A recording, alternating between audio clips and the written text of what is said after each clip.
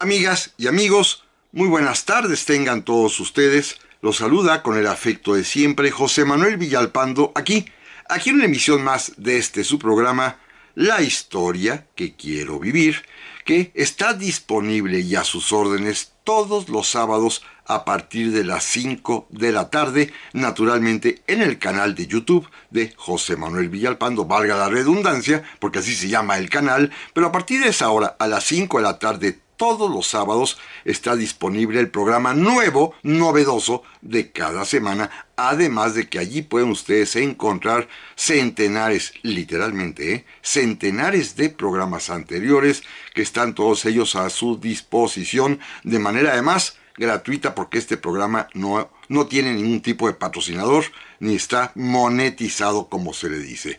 Agradezco muchísimo su atención, su preferencia, su compañía, el que estemos juntos para platicar y recordar nuestra historia, el pasado mexicano que es tan importante, y al mismo tiempo pues reiterarles una vez más que este programa se debe precisamente al apoyo, al entusiasmo de todas y cada una de ustedes. Gracias, mil gracias, amigas y amigos, y por supuesto les reitero que están a su disposición las vías electrónicas que permiten comunicarnos, como lo son mi correo villalpandohistoriador@gmail.com, mi página de Facebook, Villalpando la Historia, y además los propios comentarios que permite este canal de YouTube, que están a sus órdenes y a su disposición. Gracias una vez más, amigas y amigos, y si les parece bien, iniciamos el programa de hoy. Y es que el día 1 de marzo, pero de 1854, hace exactamente 170 años, se proclamó el Plan de Ayutla. Sí, se trata de una efeméride nacional, de estas que seguramente pasan desapercibidas porque su contenido es altamente peligroso. Peligroso me refiero a los conceptos, a las ideas que allí se sostienen y que, pues naturalmente, van a dar como resultado, en su momento, la caída del dictador Antonio López de Santana, como lo veremos en este programa. Simple y sencillamente quisiera yo reiterar que este plan de Ayutla, que en realidad es la revolución de Ayutla, es la primera revolución liberal de nuestra historia. Se trata de darle a México instituciones liberales, una manera de pensamiento liberal tanto en lo religioso como en lo social, pero también en lo económico. Que en este plan de Ayutla finalmente estarán involucrados personajes de la talla como Benito Juárez, como lo veremos más adelante, pero que además es, quizás, la muestra más palpable de cómo un pueblo puede oponerse, puede hacer frente a la dictadura. Pero vamos por el principio. Recordarán ustedes que hace 8 días platicábamos acerca de cómo ejerció el poder Antonio López de Santana, cómo se convirtió en un dictador, utilizando para ello la ley, disponiendo, a través de normas jurídicas y legales, el acrecentamiento de su poder personal para dominar a toda la nación. Hablábamos hace 8 días y lo repaso de manera muy rápida porque es necesario para entender en su cabalidad este concepto de la dictadura. Comentábamos cómo Santana, a través de la ley, utilizando la ley, fue constriñendo no solamente las libertades de las personas, sino también la acción política republicana del equilibrio de poderes. Primero, ya habíamos hablado de esto hace 8 días, suspendió la vigencia de la Constitución que en ese momento existía en nuestro país, en 1853-54, que lo era el famoso documento titulado Acta de Reformas de 1847, que contenía como base a la propia Constitución republicana con equilibrio de poderes de 1824, la cual es abandonada, olvidada suspendida, literalmente arrinconada por Antonio López de Santana, que en su lugar dictó una especie de constitución propia y personalísima. Segundo, también platicábamos que Santana dispuso, ordenó la disolución del Congreso de la Unión, mandar a su casa a diputados y senadores, y también lo mismo en las legislaturas locales de cada estado. No habría Congreso, no había representantes populares y lo sustituyó con un Consejo de Gobierno, pero se deshizo de diputados y senadores. Otro elemento más para afianzar la dictadura es que el propio Santana dispuso que las vacantes que hubiese de ministros de la Suprema Corte de Justicia de la Nación, él las sustituiría con personas designadas directamente por el propio presidente de la República, o sea, por él mismo, para tener una corte a modo, una cortesana, con ministros designados por el propio presidente que actuaran, por supuesto, bajo sus órdenes. También, en otra ley, dispuso que se sujetaran a la obediencia del gobierno federal y del presidente de la República los gobernadores de los estados cuya única misión sería obedecer las directrices que les daría el propio Antonio López de Santana. También se atribuyó el ser el único que tenía capacidad y facultad según sus propias leyes para disponer de los ingresos de todo el país, los ingresos de la federación, los de los estados, los de los municipios, todo el dinero que se recaudaba estaría a las órdenes del propio presidente Antonio López de Santana, quien sería el que decidiría en qué se gastaría el dinero público. Pero más importante, también se atrevió en contra de los ciudadanos, expidiendo una ley de conspiradores por la cual todas aquellas personas que se reunieran para criticar, desobedecer, hablar mal, decir, oponerse en contra de las órdenes del gobierno, serían acusadas de conspiradores, como traidores a la patria y sujetos a un procedimiento con un juicio militar, en el cual, por supuesto, el resultado sería, en los casos extremos, la pena de muerte, en los casos normales, la prisión, y en los intermedios, el destierro. Los conspiradores, es decir, los opositores, los que hablaran mal del gobierno, estarían sujetos a estas penas. Mismas penas que también se aplicarían a quienes escribieran artículos o libros en los periódicos o en publicaciones de cualquier tipo criticando al gobierno. No solamente el autor sería puesto en prisión, juzgado militarmente, sino además también el periódico o el libro respectivo sería recogido por la autoridad.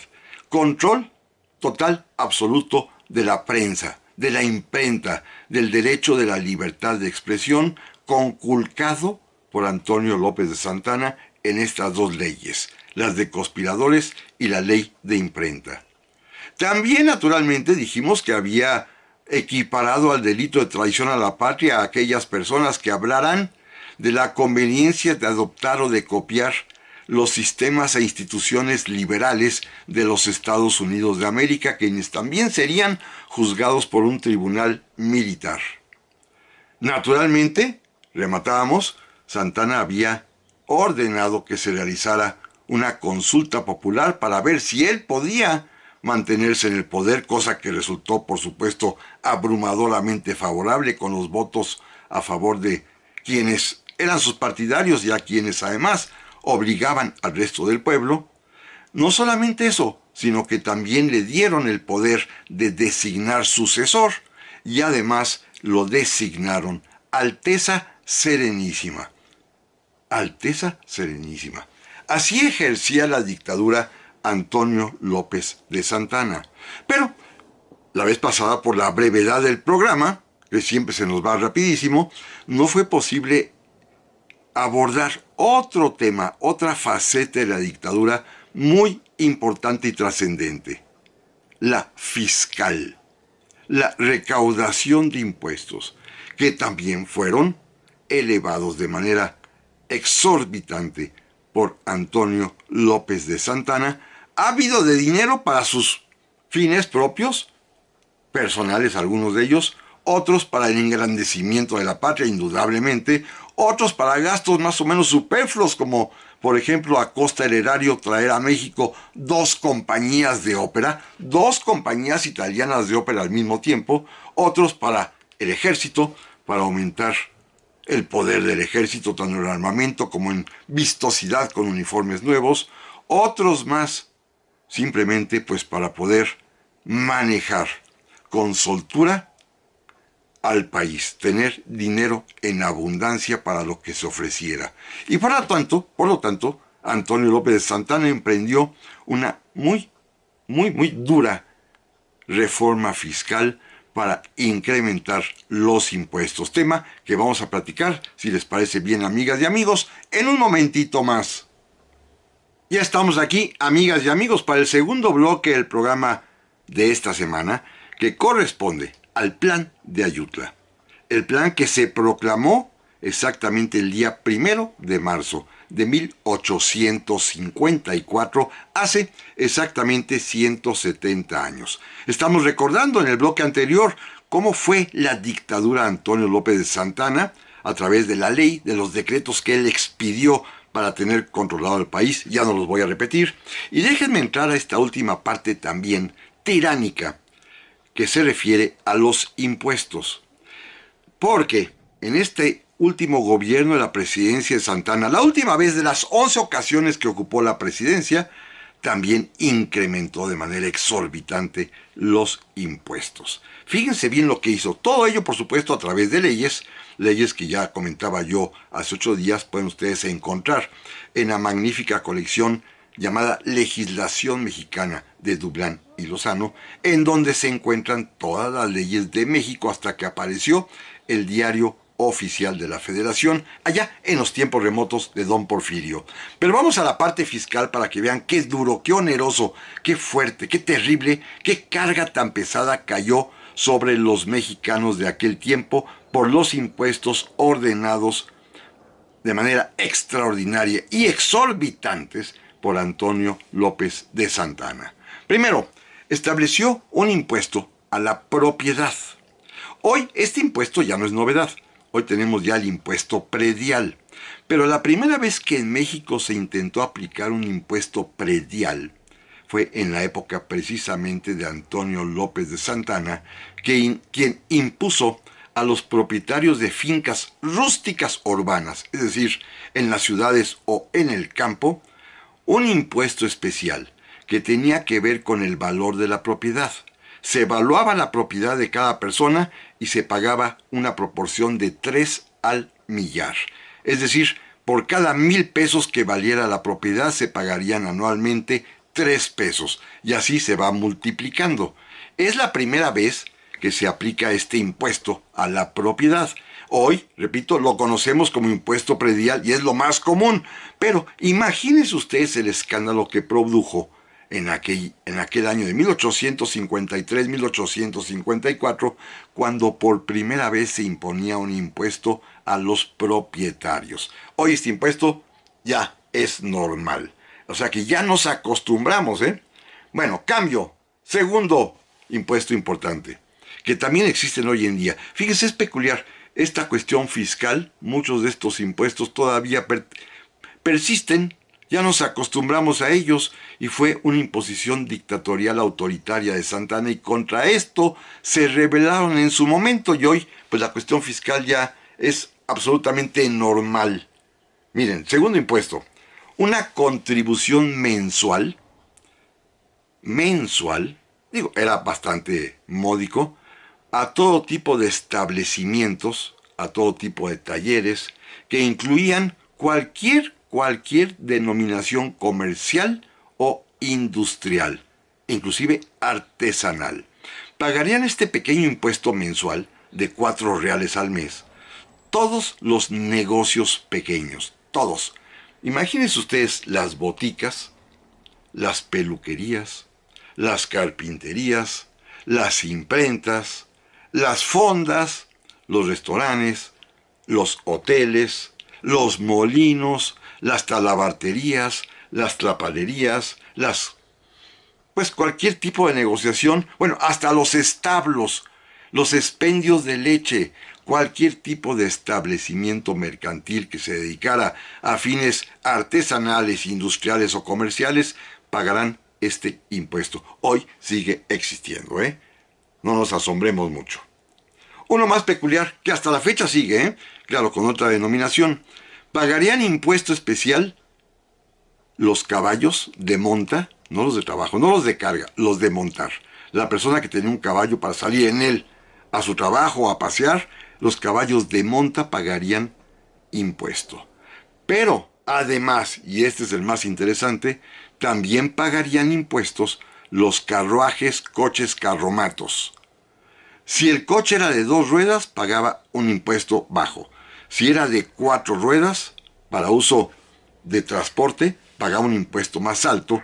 Y si es un carromato de carga, pagaría un impuesto diferente. Esto es la tenencia de automóviles hoy en día, que también fue invento de la administración del presidente Antonio López de Santana. Como ven, su ministro de Hacienda, primero Antonio Aro Tamariz y luego el señor Parrés, pues tenían una especie de pensamiento moderno tributario, porque anticiparon en buena medida cómo serían los impuestos de los mexicanos y mexicanas del siglo XXI. Todos los que hemos comentado hasta ahorita, todos ellos siguen existiendo hasta la fecha, pero en aquella ocasión, cuando por primera vez se introducen, cuando por primera vez se obliga a pagarlos, fue acusado de dictador. Ya después nos acostumbramos a pagar estos impuestos. Miren, uno muy curioso que hoy afortunadamente no existe, digo bajo este concepto, aunque existe como impuesto por el servicio de trabajo. Los empresarios, los dueños de algún tipo de negociación, pagan impuesto por los empleados o trabajadores que tienen. Así que también de alguna manera ha sobrevivido. Nada más que en aquel tiempo estaba, pues de alguna manera destinado al servicio doméstico. Las personas que tuvieran bajo sus órdenes a un portero, a un cochero, a una, como le decían entonces, a una criada, a una cocinera, a un ama de llaves, a una recamarera, a una peinadora o inclusive, fíjense qué maravilla, a una nodriza, aquellas personas que rentaban su propia leche materna para alimentar a niños extraños, que era muy usual, las nodrizas, todas estas personas de servicio, el dueño de la casa, la dueña de la casa, tendría que pagar impuesto por usar personal doméstico, por tener servicio doméstico. Qué interesante, ¿no? También, por supuesto, había impuestos, como hoy en día existen, a los profesionistas, los médicos, los dentistas, los farmacéuticos, los abogados, los ingenieros, los maestros, los músicos. Por el ejercicio de su profesión tendrían que pagar impuesto, excepto, fíjense, los únicos que no pagarían impuestos serían los militares. Estos estaban exentos del impuesto por servicios profesionales. Los demás, repito, músicos, maestros, médicos, abogados, tendrían que pagar este impuesto. También había un impuesto que era terrible, que era, este sí, no existe al día de hoy afortunadamente, que era la capitación, que viene de cabeza, por cabeza. Todos los varones mayores de 16 años y hasta los 60 años de edad, por el hecho de ser varones nacidos en México, por ser mexicanos, tendrían que pagar el impuesto de capitación equivalente a $1 al mes.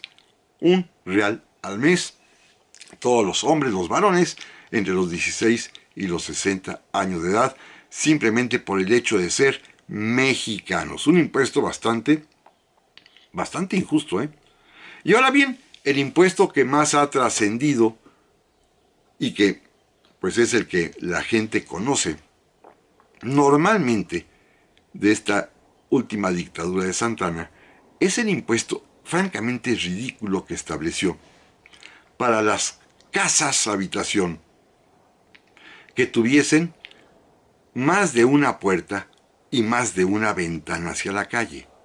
Si había dos puertas, la segunda puerta tenía que pagar impuesto y mucho más si tenía más puertas todavía. Y las ventanas, si tenía más de una ventana, por cada ventana adicional habría que pagar impuesto. O sea que se estableció un impuesto a las puertas y las ventanas. Francamente ridículo, ¿eh? Bueno, esta es la dictadura fiscal. Salvo estos dos últimos, repito, el de la capitación y el de las ventanas, el resto de los demás impuestos, con otros nombres, con otras maneras de ser, con otras justificaciones, con otras vías de pago, siguen existiendo. Nos acostumbramos a ellos. Y sin embargo, en el año de 1854, repito, estos impuestos excesivos, exorbitantes, son una de las principales causas de la revolución de Ayutla. La dictadura que ejerció Antonio López de Santana, pues además de tener el control del poder absoluto, también bajo amenaza a los ciudadanos que se opusieran, una tercera vía de dominio fue mediante el uso de los impuestos, imponiéndolos, cobrándolos, exigiéndolos y naturalmente, en todos los casos, los deudores, quienes no pueden pagar impuestos, están sujetos a pena de prisión. Así que Antonio López de Santana decidió establecer un durísimo sistema de impuestos. Repito, es un tema muy singular, porque estos mismos impuestos se fueron reiterando con el paso del tiempo y ya nadie los acusó a los gobiernos que los imponían de ser dictatoriales. Nos acostumbramos a pagar este tipo de impuestos que fueron novedad, extraordinaria novedad y muy criticable allá en los tiempos de Santana, hace 170 años. Pero amigas y amigos, volvemos en un momentito más. Ya estamos aquí, amigas y amigos, para el tercer bloque del programa esta semana, dedicado a recordar que el día 1 de marzo de 1854, hace 170 años, se proclamó el Plan de Ayutla en contra de la dictadura de Antonio López de Santana, que estamos examinando estas facetas también fiscales particularmente, con los cuales ejerció el poder absoluto, que aunadas al control que tenía ya completamente del Estado mexicano, al control y temor que infundía en la población para que no tuviese opositores, pues esta parte fiscal viene a completar el concepto dictatorial en que los mexicanos de entonces tenían a Santana. Nos falta un último pequeño tramito para entender esta cuestión de la dictadura. ¿Quién fue su apoyo fundamental? Bueno, Santana se apoyó en el ejército mexicano. Lo tenía, francamente, halagado, lo tenía contento, lo tenía bien pagado. Fíjense qué interesante. Todos estos impuestos que había establecido en buena medida sirvieron para mantener a salvo los derechos de los soldados mexicanos a cobrar su sueldo. Pero además adquirió armamento en el extranjero. También mandó a hacer uniformes nuevos para todos los cuerpos del ejército, con distintivos especiales para la infantería, para la caballería, para la artillería. Organizó inclusive nuevas comandancias militares, nuevas corporaciones de tropa, e inclusive tuvo hasta el sueño de mandar traer soldados extranjeros, particularmente a Europa y específicamente de Suiza. A los soldados de la Guardia Presidencial, porque él crea además también la Guardia Presidencial, los dota de uniformes magníficos y dicen que hasta a los soldados les mandó poner barbas postizas para que se vieran elegantísimos. Tenía pues un interés enorme Santa Anna de quedar bien con el ejército, de tenerlo consentido. Y sí, va a ser el principal apoyo que obtendrá Antonio López de Santa Anna, aunque inútil como ahorita veremos. Estas circunstancias, es lo que lleva a los liberales mexicanos a pensar, planear una revolución en contra de la dictadura. Quiero insistir en algo muy importante, con que parezca un poco teórico, y es que aquí se va a dar ya la verdadera revolución. Una revolución significa el cambio total de las cosas. México ya era una nación independiente en 1854, pero sin embargo, salvo en la forma de gobierno, que habíamos dejado de ser una monarquía para convertirnos en una república, y en la cuestión de la independencia, que ya no dependíamos de España, en todo lo demás, nuestro sistema de leyes y costumbres era exactamente el mismo que teníamos durante la época colonial. Particularmente las leyes no habían cambiado. Se mantenían los mismos principios que existieron durante los 3 siglos de dominación española. Así que la primera vez que va a haber un cambio radical se va a dar a partir precisamente de la Revolución de Ayutla y su consecuencia lógica, que vendrá 3 años después con la Constitución de 1857. Pero aquí es donde cambian ya las cosas y donde aparece íntegramente, nítidamente, el concepto del liberalismo mexicano. ¿Qué quieren los revolucionarios de Ayutla? Muy sencillo: oponerse a Antonio López de Santa Anna, echarlo del poder. Y además también con una justificación: es un dictador. Por lo tanto, México no puede ser gobernado por dictadores. Ellos postulan que lo que debe gobernar a un país son las instituciones republicanas. Y las instituciones republicanas tienen como característica esencial el equilibrio de los 3 poderes que deben existir precisamente en las repúblicas: el poder ejecutivo, el poder legislativo y el poder judicial, los cuales conjuntamente conforman el poder de la Unión, que se ejerce con 3 vías diferentes y que, sin embargo, es lo que garantiza que exista una república. Los 3 poderes al mismo tiempo, plenamente independientes, en equilibrio absoluto. Esto es lo que pretenden los señores que se van a reunir en una población llamada Ayutla, convocados por un coronel, el coronel Florencio Villarreal, que reúne unas cuantas personas. Sin embargo, ya estaban todos los liberales puestos de acuerdo, y él es el quien emite este plan, el plan de Ayutla, repito, el día 1 de marzo de 1854. Varias características importantes. En un momento más voy a permitirme y pedirles el favor que me permitan leer lo que dice el plan de Ayutla. Es muy breve, pero varias características son interesantísimas.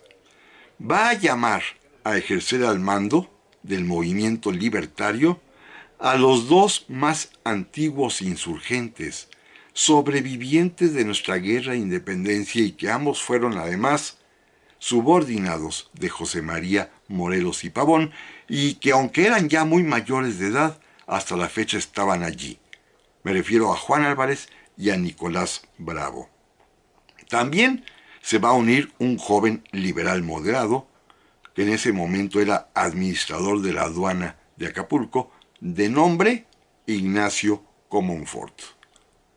Y todos ellos pues van a iniciar esta revolución que pronto, muy pronto, va a atraer particularmente a los exiliados liberales que habían sido desterrados por Santa Anna y que vivían en ese momento en los Estados Unidos de América, particularmente a Melchor Ocampo y a Benito Juárez. Y ahora, permítame ustedes dar lectura a la primera parte, a las razones, a la justificación que se invoca en el Plan de Ayutla para levantarse en armas en contra de la dictadura de Antonio López de Santana. Son conceptos, son ideas sumamente interesantes y que son la respuesta de los liberales a la dictadura, a la forma tiránica de ejercer el poder que tenía Antonio López de Santana. Fíjense bien ustedes, amigos, dice así: considerando que la permanencia de don Antonio López de Santana en el poder es un amago constante para las libertades públicas, puesto que con el mayor escándalo bajo su gobierno se han hollado las garantías individuales que se respetan aún en los países menos civilizados. Que los mexicanos, tan celosos de su libertad, se hallan en el peligro inminente de ser subyugados por la fuerza de un poder absoluto, ejercido por el hombre a quien tan generosamente se confiaron los destinos de la patria. Que bien distante de corresponder a tan honroso llamamiento, Santa Anna solo ha venido a oprimir y a vejar a los pueblos, recargándolos de contribuciones onerosas sin consideración a la pobreza general, empleándose su producto en gastos superfluos y en formar la fortuna, como antes, de unos cuantos favoritos. Que ha faltado al solemne compromiso que contrajo con la nación, habiéndole ofrecido que olvidaría resentimientos personales y jamás se entregaría en los brazos de ningún partido. Que la nación no puede continuar por más tiempo sin constituirse de un modo estable y duradero, ni depende su existencia política de la voluntad caprichosa de un solo hombre. Que las instituciones republicanas son las únicas que convienen al país con exclusión absoluta de cualquier otro sistema de gobierno. Y por último, atendiendo a que la independencia nacional se halla amagada bajo otro aspecto no menos peligroso, por los conatos notorios del partido dominante levantado por Santa Anna, usando de los mismos derechos que usaron nuestros padres en 1821 para conquistar la libertad, los que suscriben, proclaman y protestan sostener hasta morir, si fuese necesario, el siguiente Plan de Ayutla. Y pues este es el Plan de Ayutla. ¡Qué razones tan poderosas, eh! ¡Qué importante! Movieron la conciencia de los mexicanos de entonces y aconteció algo increíble. Santa Anna tuvo el respaldo del ejército mexicano, pero los liberales de Ayutla tuvieron el respaldo popular. Y el pueblo, que no tenía nada que ver con las Fuerzas Armadas ni con la guerra, se unió para formar un ejército en contra del ejército profesional.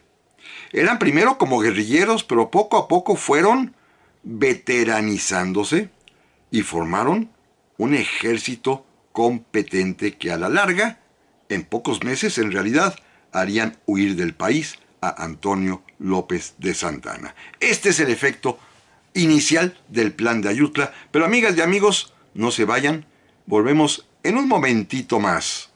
Ya estamos aquí, amigas y amigos, para el cuarto y último bloque del programa de esta ocasión, en el cual estamos recordando que un día, 1 de marzo, pero de 1854, hace exactamente 170 años, se proclamó el Plan de Ayutla, el plan de la Revolución Primera Liberal de México. Un plan con ideas netamente liberales en contra de la dictadura de Antonio López de Santana, cuyas características ya repasamos en esta ocasión y la semana pasada. Déjenme iniciar rápidamente el tema de la Revolución de Ayutla, que es muy breve y muy sencillo, porque en realidad no hubo grandes batallas. ¿Por qué? Porque finalmente se percató Antonio López de Santana que a pesar de contar con el respaldo del ejército, a pesar de que lo acompañó en 2 o 3 encuentros, en los que salió victorioso por supuesto, se dio cuenta de que el fervor popular que había despertado el plan de Ayutla, o más bien el rechazo popular que su dictadura había provocado en el pueblo, lo hacían totalmente, pues, inútil el tratar de defenderse. Antonio López de Santana, porque era un hombre inteligente que a veces se dejaba llevar seguramente por su megalomanía y por su delirio de grandeza, pero en un momento de lucidez se dio cuenta que no podía ir en contra de todo un pueblo aunque tuviese el apoyo y la fuerza del ejército de su lado. Y Santana decidió retirarse casi sin combatir. Así fue de sencilla la revolución de Ayutla. Así fueron de fulminantemente definitivos los principios que ya leímos hace un momento en contra de la dictadura, porque se habían hollado, como dice el propio plan, las garantías individuales y se había establecido un sistema terriblemente despótico en el país. Fue muy fácil. Lo interesante más bien está en tratar de dilucidar cómo se dieron las cosas entre los propios revolucionarios. Miren, decíamos que había convocado al plan de Ayutla el coronel Florencio Villarreal, un personaje de tercera importancia, que de inmediato se unió a él, eso sí, un personaje fundamental, sobre todo por lo que vendrá después, Ignacio Comonfort, pero que el propio plan de Ayutla ofrecía el mando del movimiento a los 2 veteranos insurgentes que aún vivían en aquel año de 1854 y que lo eran los generales Juan Álvarez y Nicolás Bravo. Miren, esto es una cosa muy interesante porque seguramente Florencio Villarreal y después Ignacio Comonfort, todavía pensando un poco románticamente, creyeron que precisamente, y tenían razón, que precisamente el utilizar como nombres al mando del movimiento libertario liberal en contra de la dictadura a 2 antiguos insurgentes, los 2, repito, subordinados de Morelos y los 2 con una carrera propia, Juan Álvarez y Nicolás Bravo, pues servirían de bandera para la libertad. Sin embargo, lo que no contaban, como sucede en la política, bueno, de siempre en este país, es que los 2 próceres, vivos aún, repito, se odiaban entre sí.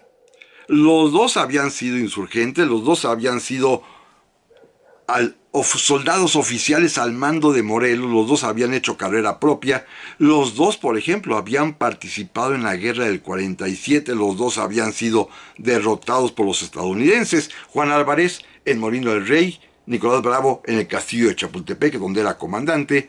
Los 2 además eran los que pues se disputaban el poder en el estado de Guerrero, eran los 2 caciques de ese importantísimo estado de la República, Guerrero de la zona, Guerrero con la zona costera, la costa de Guerrero a cargo de Juan Álvarez y la zona montañosa bajo el poder de Nicolás Bravo. Los 2 pues se odiaban y esto pues se les pasó por alto a los señores de el plan de Ayutla.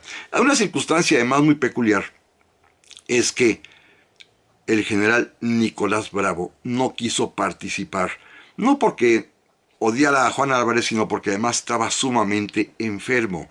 Y déjenme platicar el chisme completo para aligerar un poco este programa.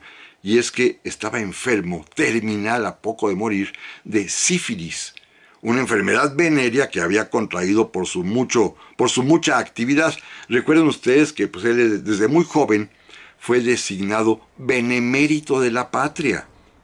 En 1823 hay un decreto en el cual a él y a otros compañeros, de los cuales él es el único sobreviviente, lo designan benemérito de la patria. Entonces tenía seguramente un pegue enorme con las mujeres de todo tipo de condición y de todo tipo de condición higiénica además, y pues había contraído la sífilis, que en aquellos años no se puede combatir más que con remedios pavorosos como el uso de mercurio que causaba daños mortales porque aún no hay penicilinas.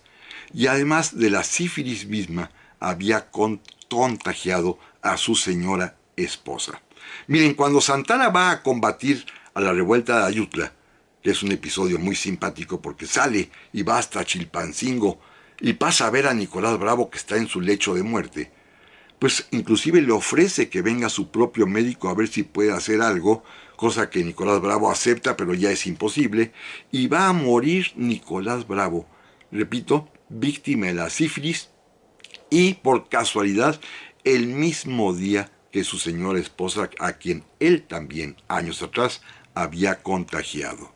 Así que quedará únicamente como caudillo, como líder, como jefe de la revolución de Ayutla, el general Juan Álvarez, también un hombre ya muy mayor, y que va a recurrir para asesorarse, primero militarmente del general Ignacio Comonfort, y después intelectualmente, como una especie de doctrinario del movimiento, de los exiliados que han regresado a México, entre ellos Melchor Ocampo y sobre todo Benito Juárez. Una anécdota muy curiosa, Juárez y Álvarez no se conocían, y el día que Benito Juárez llega a la hacienda de la Providencia para entrevistarse allá, cerca de Acapulco, propiedad de Juan Álvarez, para entrevistarse con el caudillo, pues en lo que lo recibían, un oficial que pasó por ahí lo puso a pasear un caballo, porque Juárez venía vestido, como había pues transitado desde los Estados Unidos hasta Acapulco, para disfrazarse de alguna manera, se había vestido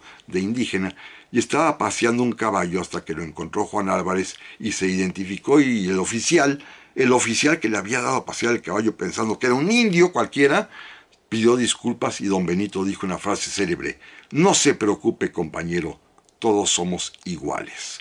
Bueno, con esto ya se encontraron Benito Juárez y Juan Álvarez y se va a convertir junto con Melchor Ocampo en el principal ideólogo del plan de Ayutla. Otro capítulo simpático es que cuando Santana, decía yo, fue a visitar a Nicolás Bravo a Chilpancingo y después continuó con su ejército hasta la población de Iguala, la cuna de la bandera.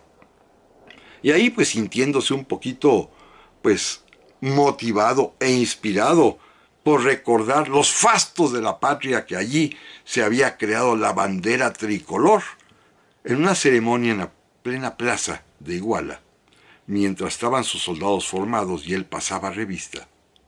De pronto, en el cielo, miraron que estaba sobrevolando un águila que daba vueltas y vueltas sobre la plaza e iba descendiendo, y finalmente el águila se posó en el hombro sobre una de las charreteras del propio Antonio López de Santana, quien estaba complacidísimo, y los reporteros de entonces, porque ya desde entonces había personajes y periodistas que estaban de rodillas frente al poder, inmediatamente informaron en los periódicos que la patria tenía como hijo preferido a Antonio López de Santana, porque un águila mexicana había descendido del cielo y se había posado en su hombro. Fue una especie de gran escándalo, una noticia como si hubiese sido una especie de aparición mágica, providencial, en el que la patria convertida en un águila, transfigurada como un águila, se le había puesto en el hombro al presidente de la República, Antonio López de Santana. Luego ya más tarde se descubriría que esto había sido una ingeniosa treta ideada por la esposa de Santana, Dolores Tosta, doña Dolores Tosta, quien había ideado esto con un cetrero, una persona que adiestraba águilas y halcones, para que con la carnada suficiente puesta en la charretera en el hombro de Santana, el águila adiestrada pudiese bajar y literalmente posarse, aterrizar en el hombro de su Alteza Serenísima. Pero con todo y esta divulgación del prodigio de la patria encarnada en el águila que tenía como hijo mimado a Antonio López de Santana, con todo y eso, Santana reflexionó, pensó y se dio cuenta que el movimiento popular, a pesar de tener el apoyo del ejército, era tan amplio que más valía la pena no combatir. Y repito, Antonio López de Santana preferirá abandonar el poder porque ni siquiera renunció, salir del país y no regresará sino hasta 20 años después ya en otras condiciones, pero nunca más se volverá a sentar en la silla presidencial. El movimiento de Ayutla, el plan de Ayutla de hace 170 años, es el primer movimiento revolucionario liberal. Traer el liberalismo a México, tema liberal del cual tenemos que hablar pronto, muy pronto, porque el liberalismo hoy, que está tan despreciado o desprestigiado, es en realidad parte de la esencia de la mexicanidad encarnada en esta ocasión en el plan de Ayutla. Gracias amigas y amigos, pásenla muy bien y primero Dios aquí nos vemos la próxima semana.